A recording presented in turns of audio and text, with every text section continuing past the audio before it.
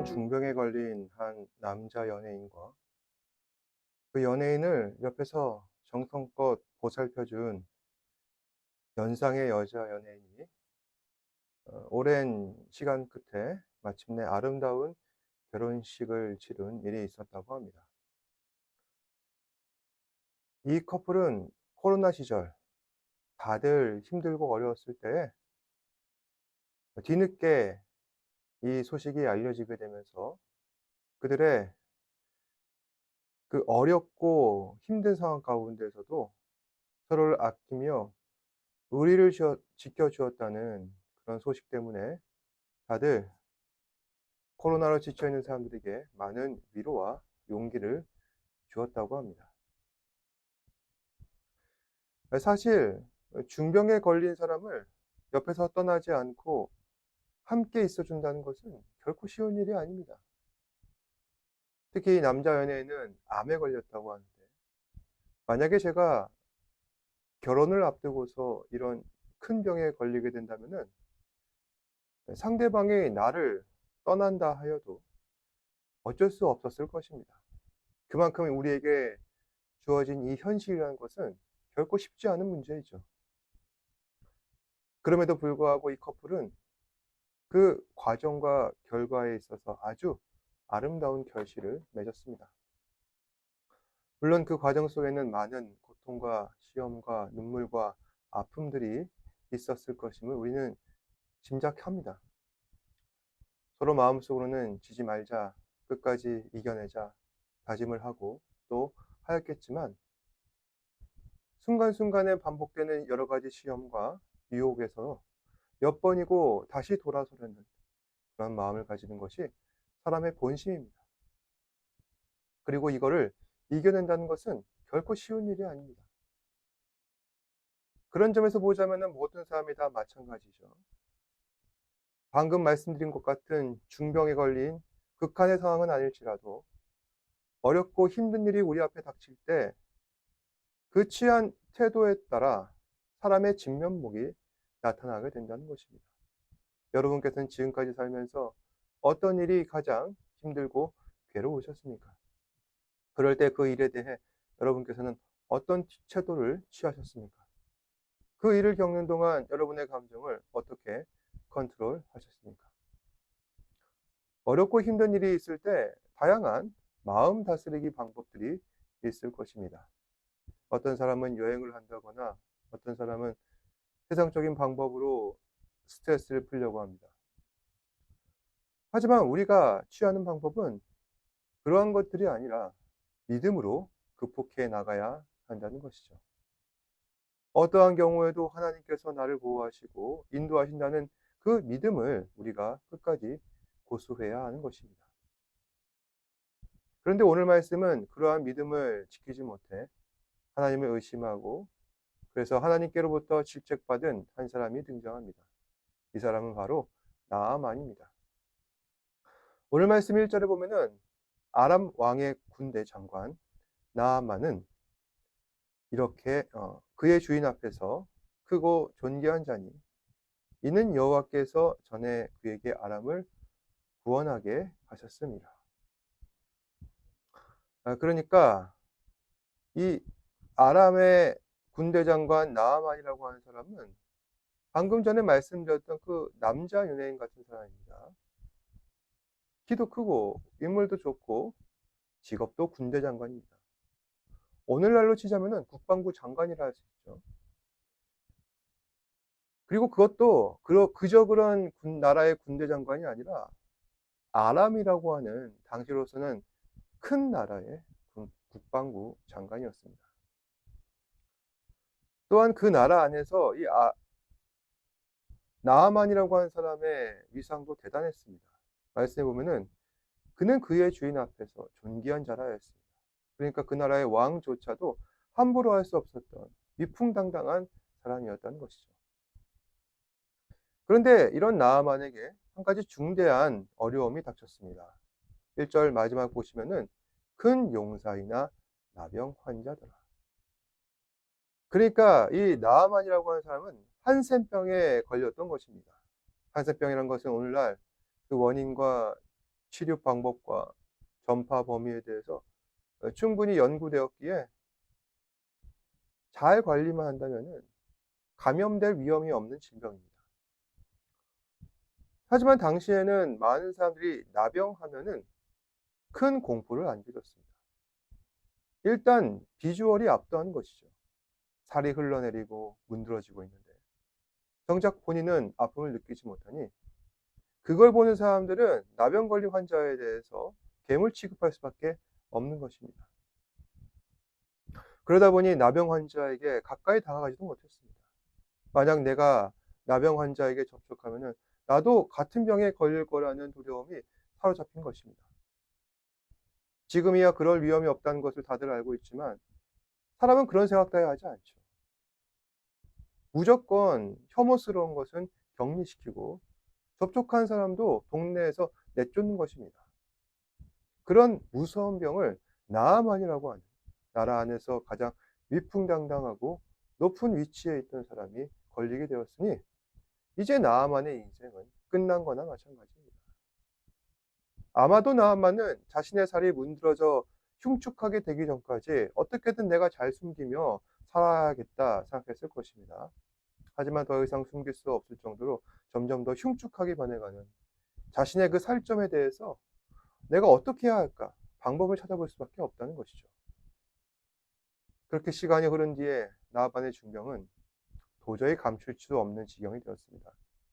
무엇보다 나아만을 크게 아끼고 있는 아람의 왕 하사엘이 나아만이 병에 걸렸다는 사실을 알게 되었습니다. 그리고 그 나아만에 대해서 크게 걱정하였죠. 그런데 공교롭게도 그 당시에는 그 아람에 한 가지 소문이 들려옵니다. 바로 이웃나라 북이스라엘에서는 병을 고치는 데 능한 선지자가 있다는 소식을 전한 것인데 그 선지자가 바로 엘리사였습니다. 엘리사에 대해서는 지난주 말씀을 통해 전해드렸는데 열왕기상 19장 16절에 보시면은 너는 또 님시의 아들 예후에게 기름을 부어 이스라엘의 왕이 되게 하고 또 아벨 무훌라 사밧의 아들 엘리사에게 기름을 부어 너를 대신하여 선지자가 되게 하라. 여기서 후반부에 있는 또 아벨 무훌라 사밧의 아들 엘리사에게 기름을 부어 너를 대신하여 선지자가 되게 하라. 여기서 너란 아합과 정면 대결을 했던 선지자 엘리야를 말하는 것으로서 이 말씀은 하나님께서 엘리야를 대신할 후계자 선지자 그 엘리사를 기름 부으라는 것입니다. 그래서 오늘 말씀에 등장하고 있는 이 엘리사는 엘리야 다음으로 북이스라엘의 선지자가 된 사람이라 할 수 있습니다. 그렇게 엘리사는 선지자로 기름 부음을 받고 자신의 스승 엘리야를 하늘로 떠나보낸 뒤에 이스라엘을 돌아다니며 많은 기적을 행해왔습니다. 쓴물을 단물로 만든 기적, 자신을 놀린 철부지 아이들이 자신에 대해서 저주하자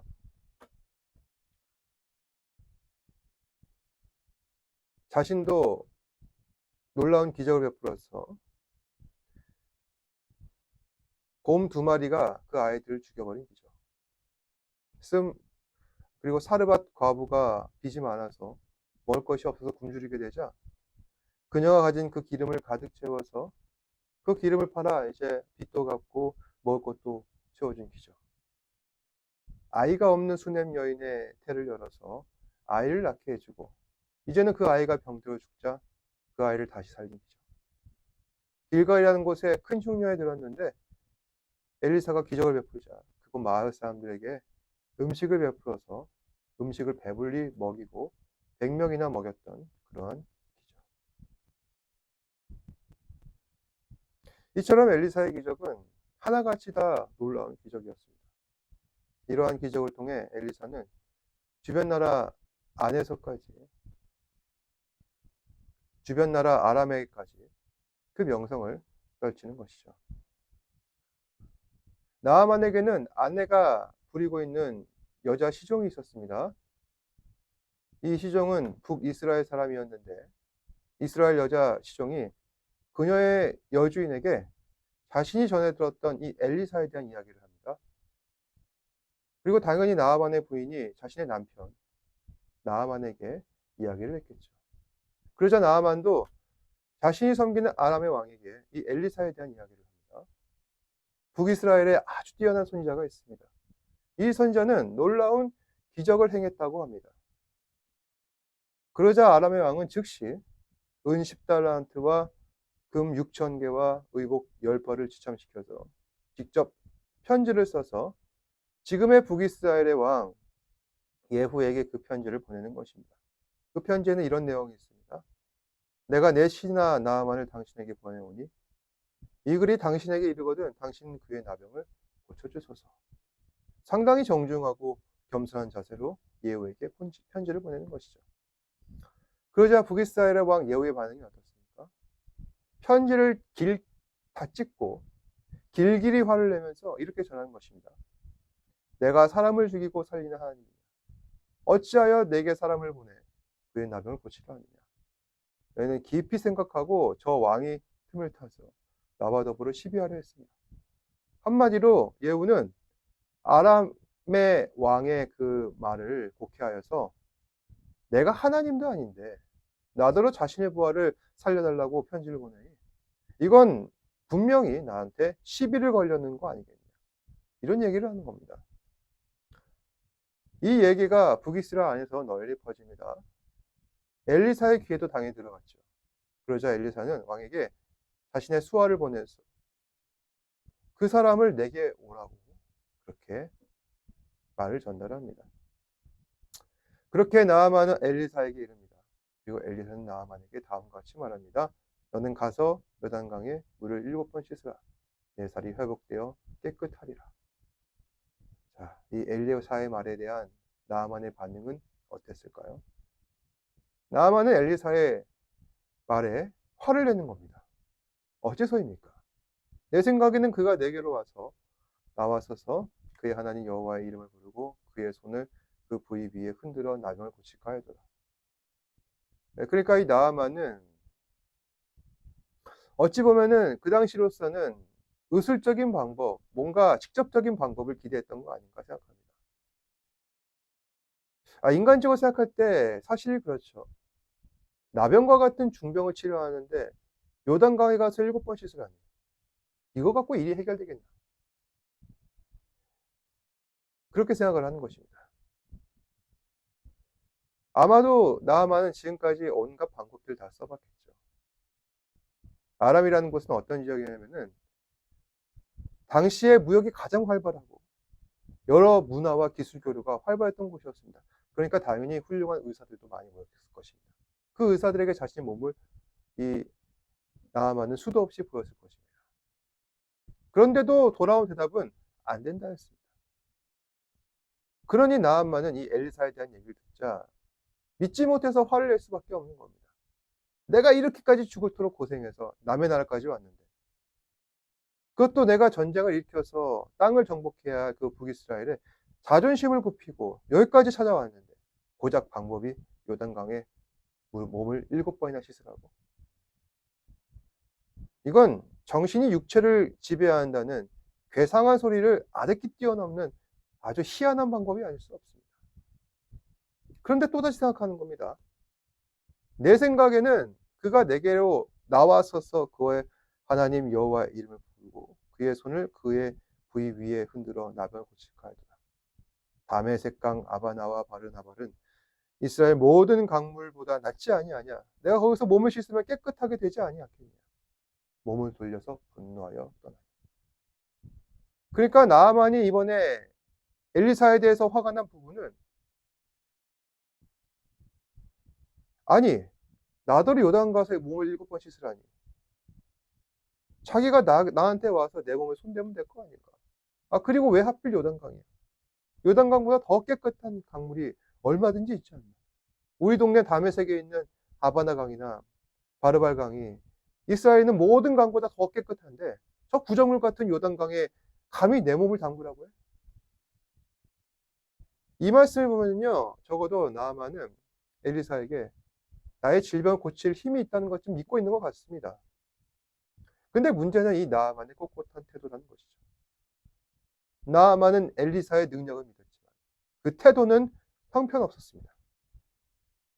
그 모습을 본 나아만의 시험도 이와 같이 얘기하는 겁니다.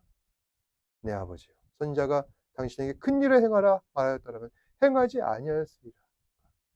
하물며 당신에게 이르기를 씻어 깨끗하게 하라 하니까. 한마디로 어쨌든 한번 해보시라. 분명 깨끗해질 것이다 이야기하는 겁니다. 그러자 어쩔 수 없이 나아만은 엘리사 말대로 요단강에 몸을 7번 씻습니다. 그러자 나아만의 그 문드러진 살점은 어린아이의 살갗같이 하얘집니다. 이제 나아만은 태세를 전환해서 하나님 외에는 온 천하에 신이 없는 줄 믿습니다. 예물을 받으소서. 그러자 엘리사는 예물을 거절하죠. 그러자 나아만은 이렇게 이야기합니다. 그럼 이렇게 하십시오. 제가 노새 2마리의 실을 흙을 당신에게 저에게 주시면은 그것으로 평생 하나님을 섬기겠다는 결의를 하겠습니다. 그런데 다만 허락해 주시기를 소망하건대 내가 왕과 약속한 것이 있는데 내 몸이 낫게 된다면은 나는 림몬의 신에게 경배하겠다는 그런 약속을 하였습니다. 그 약속만 지키고 다시 돌아서 저는 이제부터 하나님을 섬기겠습니다. 그러자 엘리야가 그렇게 하라. 오늘 말씀에서 몇 가지 중요한 포인트가 있죠. 그것은 나아만의 자격 없는 믿음입니다. 보시면 아시겠지만 이 나아만이라는 사람은 고집이 셉니다. 오만한 사람입니다. 엘리사에 대해서는 믿지만 그의 명령을 듣고 불쾌한 겁니다. 아니 낮고자 한다면 어떻게 하겠습니까? 자신을 낮춰야 되죠. 그런 의미에서 보자면 이 나아만이라는 사람은 구원받을 자격이 없는 사람입니다. 더군다나 나아만은 자신이 완전하게 깨끗하게 나음을 받고 난 다음에도 엘리사에게 말도 안 되는 양해를 구합니다. 내가 왕하고 하나 약속했는데 이방신에게 절하고 오겠다고. 그런 뒤에 하나님을 섬기겠다고. 그런 얘기를 합니다. 이런 모습을 보면 정말 하나님 섬기는 사람, 섬기겠다는 사람 맞나? 그런데 여러분, 하나님께서는 그런 나아만도 고치십니다. 용서하시고 치유하십니다. 이런 자격 없는 사람까지도 깨끗게 하신 그 하나님. 그게 바로 하나님의 놀라운 능력이자 은혜이자 사랑인 것입니다. 그런 나아만을 우리 자신과 대입해 봅시다. 과연 우리는 구원받을 만한 자격이 있습니까? 은혜 받을 만한 자격이 있습니까? 그럼에도 불구하고 하나님께서는 저희를 구원하십니다. 이 사실 믿으시고 오늘 하루도 자격 없는 자를 구원하신 하나님의 무한하신 그 사랑 안에서 늘 기뻐하며 살아가시는 저와 여러분 되시기를 주님의 이름으로 축복합니다. 기도하겠습니다. 은혜와 진리가 충만하신 아버지 하나님 감사합니다. 오늘도 주의 말씀 안에서 다시 한번 더 깨달음을 얻습니다. 저희는 자격 없는 자입니다. 그럼에도 불구하고 구원하시고 은혜를 주셨습니다. 놀라운 은혜와 사랑을 기억하며 매 순간 하나님의 자녀다운 삶을 살아가는 우리 사랑하는 지체들 되게 하여 주옵소서. 모든 말씀 예수님 이름으로 기도드립니다. 아멘. 하늘에 계신 우리 아버지여 이름이 거룩히 여김을 받으시오며 나라가 임하옵시며 뜻이 하늘에서 이루어진 것 같이 땅에서도 이루어지이다. 오늘 우리에게 일용할 양식을 주시옵고 우리가 우리에게 죄 지은 자를 사하여 준 것 같이 우리 죄를 사하여 주시옵고 우리를 시험에 들게 하지 마시옵고 다만 악에서 구하시옵소서. 나라와 권세와 영광이 아버지께 영원히 있사옵나이다. 아멘.